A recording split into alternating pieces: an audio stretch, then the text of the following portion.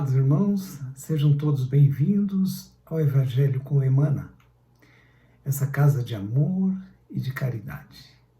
Que possamos permitir que os espíritos superiores aqui presentes nos envolvam com sua luz de amor e de paz. Para iniciar, façamos uma prece de agradecimento.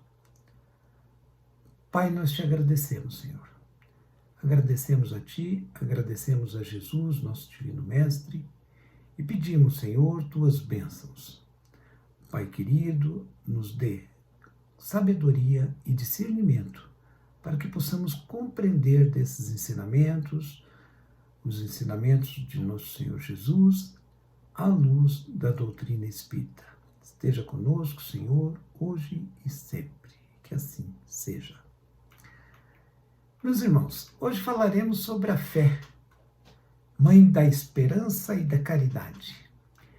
Ela está descrita no número 11 do capítulo 19 do Evangelho segundo o Espiritismo, e que foi uma instrução dada pelo Espírito protetor José em Bordeaux, na cidade de Bordeaux, na França, em 1862.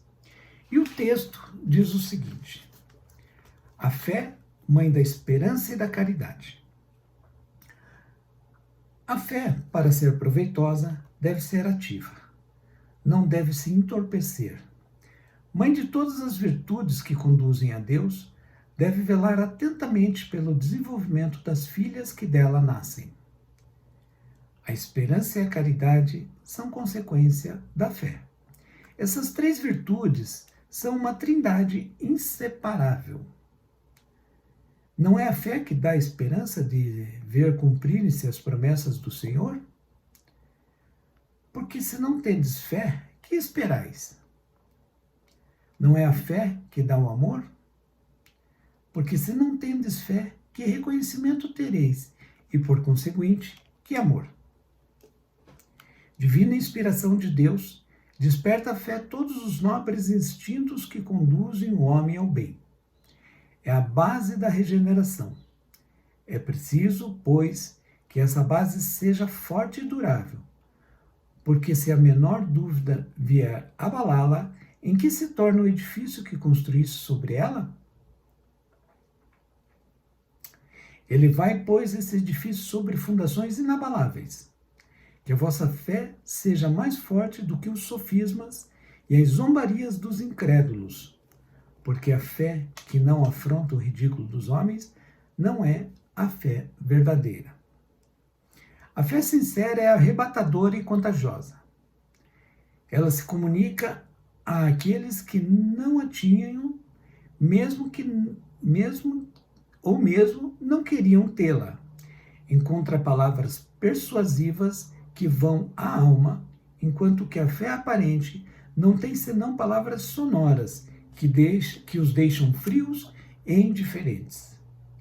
Pregai pelo exemplo da vossa fé para dá-lo aos homens. Pregai pelo exemplo das vossas obras para fazê-los ver o mérito da fé.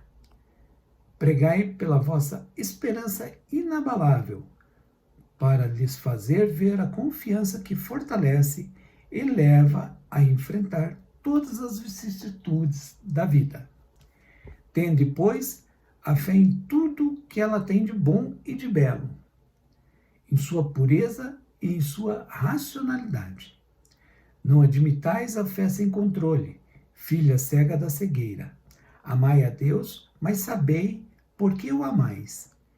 Crede em suas promessas, mas sabei, porque nelas credes. Segue nossos conselhos, mas interai-vos do fim que vos mostramos e dos meios que vos trazemos para atingi-lo. Crede e esperai, sem jamais fraquejar. Os milagres são a obra da fé. Isso foi dito em 1862, espírito protetor chamado José. Meus irmãos, essa instrução, então, ela nos fala que a fé é mãe de todas as virtudes, que ela deve ser ativa, ou seja, não deve perder o seu vigor e a sua energia para ser aproveitada por nós, pois as nossas virtudes que nos conduzirão a Deus. São nossas virtudes, né?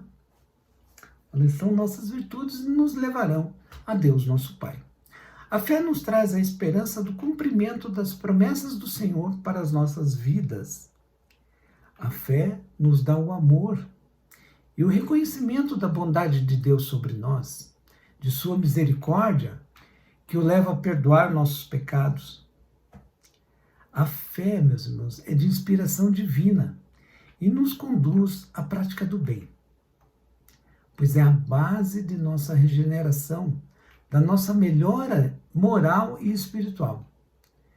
Ela contagia e arrebata aqueles que não têm fé, através do nosso exemplo, das nossas obras, da nossa confiança inabalável, que nos fortalece e nos leva a enfrentar as vicissitudes da vida com serenidade. Mas eu não falo aqui de uma fé cega e sem controle, pois essa nós não devemos admitir. Falo de uma fé pura, meus irmãos, racional. Devemos amar a Deus, mas saber por que o amamos. Cremos em suas promessas, mas sabendo por que nelas cremos. Cremos que não devemos fraquejar diante das vicissitudes dessa vida e das provas, das provas e as expiações. E que aquele que tem fé coloca a sua confiança em Deus, Quem tem verdadeira fé coloca a sua confiança em Deus acima da confiança em si mesmo, porque sabe que somos simples instrumentos da vontade do Pai, do nosso Criador.